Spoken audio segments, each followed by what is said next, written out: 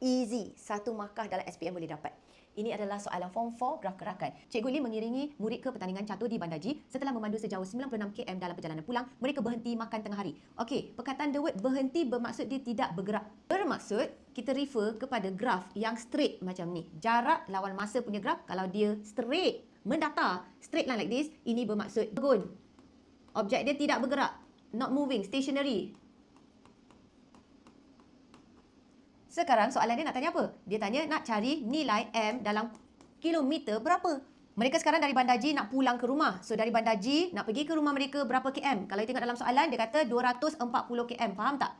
Okey, bila dia dah travel, dia pun berhenti dekat mana? Selalunya dia berhenti ke R&R kan? Bila dah berhenti tu, dia tanya berapa km lagi tinggal untuk pulang ke rumah. So dia macam ni tau. Dia travel, dia berhenti kat sini. Dia travel berapa panjang? Dia travel berapa jauh? 96 km. So 96 km tu dah travel. So saya sekarang nak tanya, apakah dia punya jarak M itu yang masih tinggal lagi untuk sampai balik ke rumah? Apakah jawapan kat sini?